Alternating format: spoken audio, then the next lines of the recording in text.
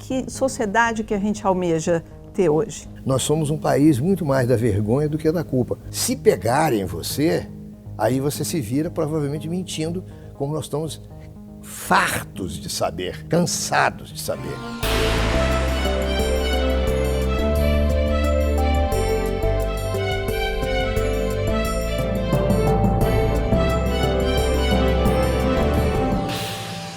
Eu acho que falta-nos educação. E falta-nos educação no dia a dia. Me parece que há uma fraqueza muito grande de uma parte que é das mais importantes para as pessoas tocarem sua vida, que é a informação sobre como funciona a sociedade atual, como funciona a economia, como funciona a democracia, o que temos de saber de ética, elementos básicos de psicologia. Paralelo a esse Brasil que fenece na corrupção, esse Brasil que está vivendo todas essas dificuldades, tem um Brasil que floresce e que precisa ganhar espaço, precisa vir à superfície.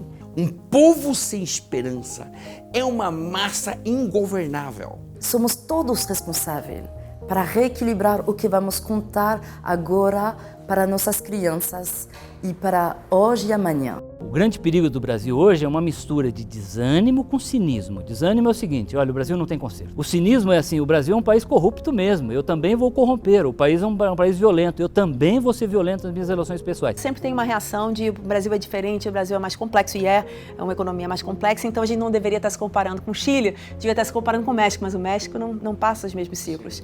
Então, assim, essa é uma pergunta difícil, né, com quem se comparar. Veja o Japão depois da Segunda Guerra Mundial.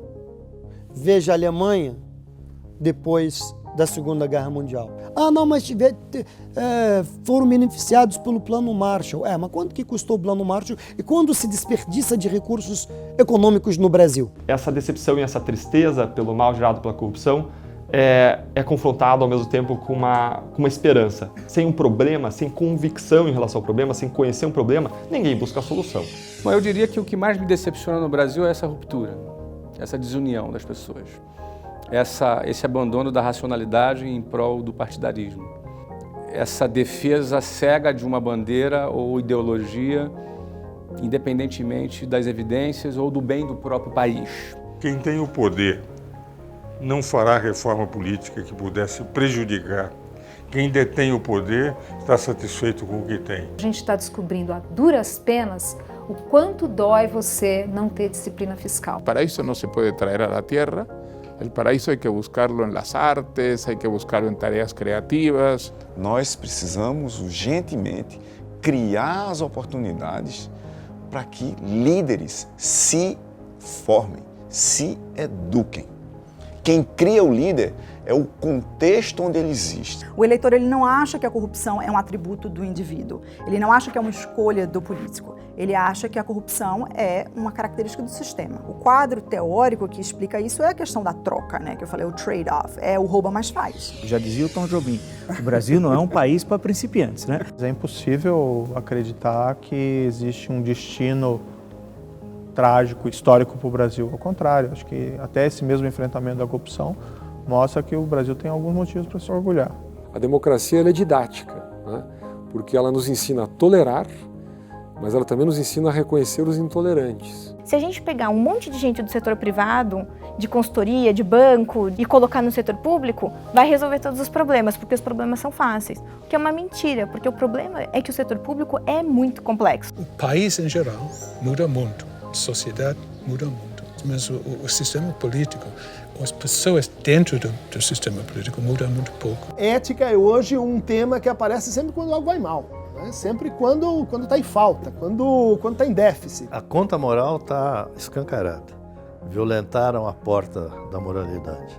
A gente precisa de novos marcos civilizatórios, né? E que o que a gente vive hoje na sociedade, a gente não pode falar que é uma civilização, né? A gente pode falar que é uma barbárie diante de todos os números de violência que a gente tem em relação a grupos historicamente discriminados. Às vezes é preciso que o Supremo decida contra os outros dois poderes, desde que seja a favor da Constituição. Está faltando os políticos perceberem que o Brasil mudou.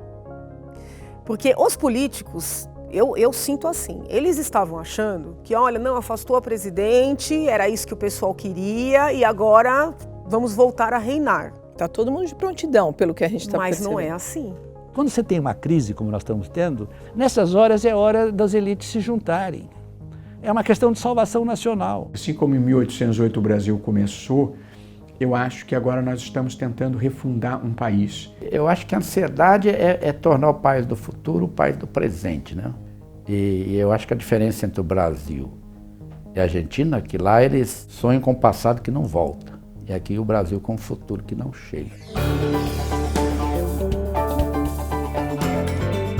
Então sou eu que tenho que construir o país dos meus sonhos?